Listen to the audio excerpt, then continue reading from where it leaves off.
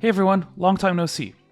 But anyways, Fnatic beat Mad Lions 3-1 to advance to Malmö, and one thing that has been very noticeable across their last couple of games has been how good they have been at consistently getting early game leads. So I wanted to go over some of the things they did in their series against Mad, and especially focus on Razork. Let's start with game 1. Niski drops a Raptor ward, which spots Razork as he chunks him before laning starts. Mad Lions now know that Trundle is starting red, presumably to clear top to bot. Now, Mad don't see Razork doing Raptors, but the fact that he doesn't show is also information that he circumvented the ward. Trundle is clearing from top to bot and looking potentially to do something like a dive bot lane, where Upset and Hylissang are using their advantageous lane matchup with Lucian Nami to stack waves that will soon crash into the enemy turret. However, without information on the enemy jungle, they likely decide that it's too risky to look for a dive, as Poppy being around to counter the dive would be catastrophic. Instead, Razork recognizes that top lane is gankable, so he walks all the way from Wolves straight to top lane, through mid lane where Humanoid has priority, so he isn't spotted walking through mid.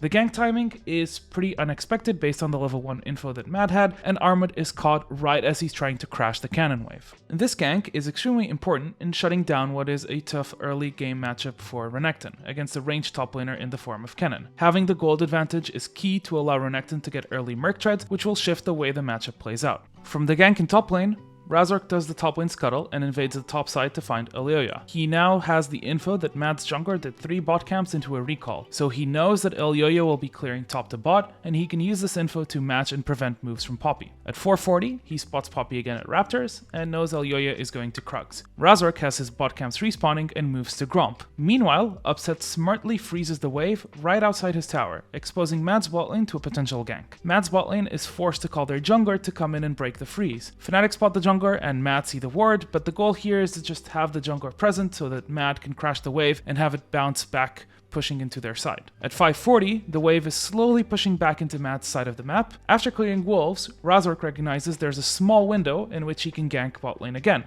This ends up not panning out as he blast cones in right before Poppy finishes the recall, but I wanted to highlight that it was a good idea and that Fnatic are in sync in terms of how their bot lane is managing the waves in order to open windows for ganks or dives. At 615, Razork shows mid and you see a ping on enemy Gromp. Razork sprints through mid to take top scuttle and move into enemy Gromp, using priority that Fnatic have in mid and top lane. Now this is a risky move as Nocturne can ult to join the fight before Victor, but a good pillar limits Kennen's impact in the fight, and Fnatic trade 2 for 1, all the while the mid lane wave is crashing. With only 7 minutes into the game, Fnatic opened a 2k gold lead. They would keep snowballing off of this lead and close the game in under 20 minutes. Now, moving into game 3, Fnatic once again have a bot lane focused composition with a Kalista lane and a weak side Ornn pick. With Braum, their invades are extremely strong. They have Ornn join bot lane too, and they late invade to take over blue and isolate Mad's bot lane from their jungle. While the Ornn is ultimately not needed in the invade, I really like this idea of having him present in the level 1 for a potential fight where he can use terrain for a knockup.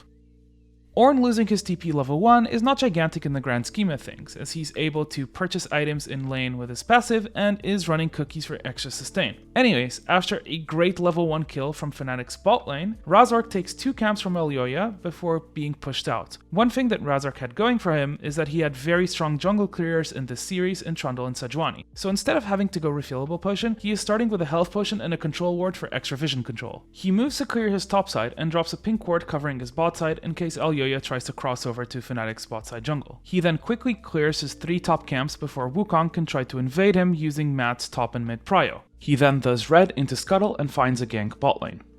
After the level 1 kill, Fnatic crashed the wave and recalled, so the wave is now pushing out for Mad. When Fnatic's bot lane get back to lane, they play back and simply last hit so the wave doesn't push back into Mad's side.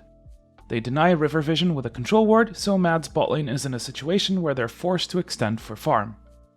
While ultimately Mad was able to stabilize and get back to even gold around the 11-minute mark, this was yet another match where Fnatic came in with a plan and successfully got their Kalista ahead. Finally, I wanted to briefly mention game 4. Remember how I mentioned Razork has been foregoing refillable for a control board? Well, he did it this game again, placing it down in the river brush at level 1. In this match, Fnatic once again have the Lucian Nami pairing that they want to get ahead. Razork starts red and does red-blue Gromp for a quick level 3. Upset and Hylissang scrap with the enemy bot lane to get level 2 first, but the wave is held towards their side of the map, so they force the enemy bot lane to overextend. Unforgiven's ward spots the control ward, so they know something might be up, and back off immediately with Yuumi using both summoner spells. Razork then shows up and forces Sivir to flash, setting up for a potential dive in the future. Razork goes to check the bot side camps and sees both Raptors and Krugs are up, so they know Lee Sin is topside and they can set up for a dive bot. Upset and Hylissang prepare another stacked wave for a dive, and Fnatic use Victor's mid prio to get a 4-man dive. They ultimately trade 3 for 1 and heavily set back Mad's bot lane just 4 minutes into the game. In the last 2 weeks, Fnatic have seemingly finally figured things out, and after almost being at risk of being out of playoffs, they smashed both of their round 2 opponents to qualify for Worlds and the lower bracket finals in Malmo. Anyways, I hope you enjoyed this quick look into their early game plan. I would like to go more in depth, but I do this in my free time and I don't have a lot of it. But yeah, thanks for watching.